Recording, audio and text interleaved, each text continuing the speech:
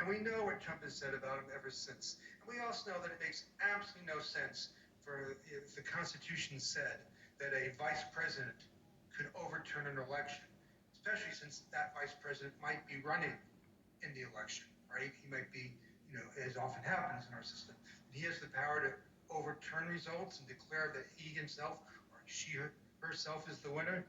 Makes no sense. I also want to just highlight one of the quotes you just played, because I think it's been secondary in the coverage in the last few days, but really quite important. When Trump called the prosecutors vicious, racist prosecutors, why did he call them racist? Who is he talking about?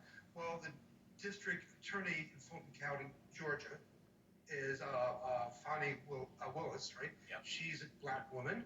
Letitia James, the New York State Attorney General, black woman, and the new Manhattan District Attorney, Alvin Bragg, right? Yep. He's a black man.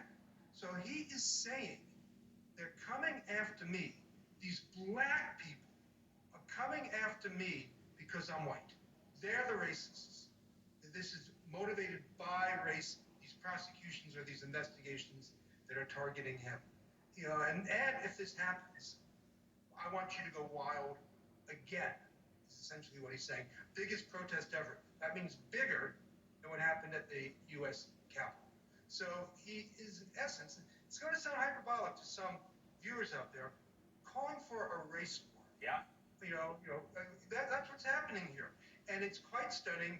And in olden days, we're all old enough to remember, if this had happened a few years ago, pre-Trump times, every Republican would be asked about this and have to say, what do you say about this? And they would be pressed to denounce, to disavow, to say they won't support him if he runs.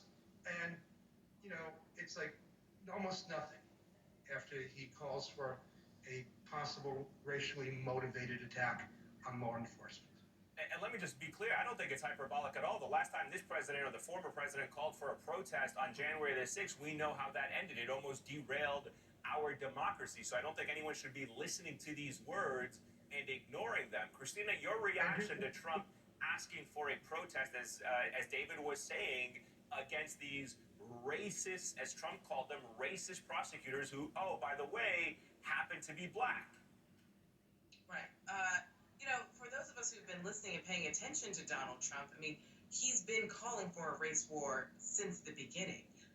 He's ever since he came down that gold-plated escalator and said that Mexicans were rapists. I mean, he's been trying to tell white people out loud that, the immigrants, the blacks, are stealing our country. And so January 6th was just a manifestation of people who were coming together under his direction to follow his orders to overturn what he told them was an illegal election that was not free and fair and that was stolen from him.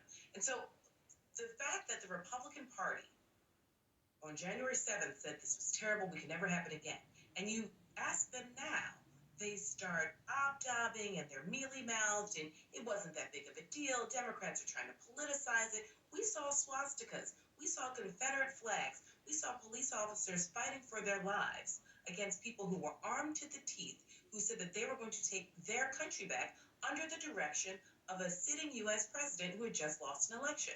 And so the fact that, Mitt Romney or Susan Collins or, Elizabeth Cheney every now and again are the Republicans that happen to have a spine, the vast majority will not stick up for this democracy. That's a much larger problem. It's a much larger question because we have elections coming up in November in 2022. You said nothing about the primaries leading up, but we also have a presidential election in 2024. And I think Donald Trump is banking on the highly incompetent judges he's put all across the country to hopefully overturn some of the election results that we'll see in the upcoming years to make sure that he's rightfully there. I would caution his supporters, though. Donald Trump always says that he'll pay for you.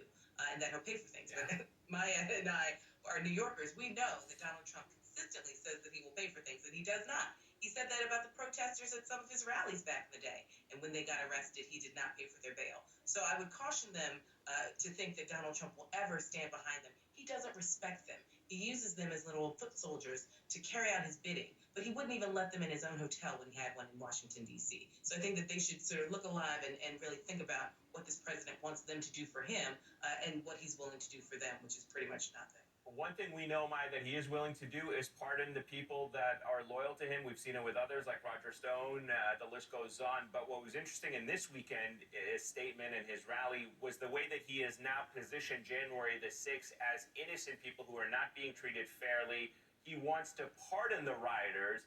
And it's a low point for our democracy when a former president says he wants to pardon those that almost toppled our democracy. What does that say about the state of our country and the politics today that a potential candidate wants to pardon those that were directly involved in creating a possible constitutional crisis for this country?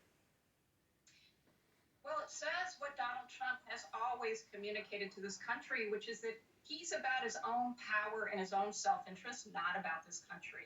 That was true when he had his defense attorney. For all we know his defense attorney, John Dowd, during the Russia probe, was dangling pardons to Paul Manafort, who essentially, as we know, was a swindler. Steve Bannon, who actually swindled Donald Trump's own supporters out of millions of dollars for a wall that never got built. But Steve Bannon got $1 million for expenses. But he got pardoned for that. I mean, we could go down a long list of people who essentially were enriching themselves, who Donald Trump pardoned, as long as he felt they were loyal and supportive to him, because that was in his interest. But another thing that the people in that rally, I hope, will remember is that Donald Trump actually had the opportunity to pardon the rioters, the insurrectionists, after January 6th because he was still in office. And he chose not to. And so what's very clear to me, and I would read it as the subtext of that offer, goes to the incitement point that I think David made so clearly, which is, I will have the power if you help me get it and have a bigger set of rallies than January 6th. That is excruciatingly dangerous and disturbing, but it is certainly no surprise based on what we've seen from this man.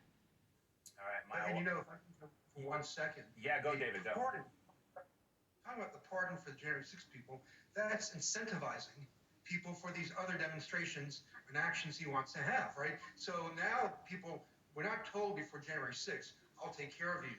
Some may have thought that would be the case, but now they have this explicit understanding with Trump that if you do what I want you to do in targeting these racist black prosecutors coming after me, you're likely to get pardoned too if I end up in power. So he's making it easier for his brown shirts to reform and target the people who he believes threaten him very, very directly.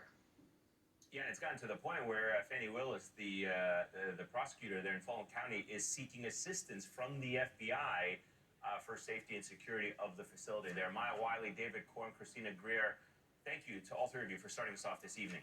Coming up, which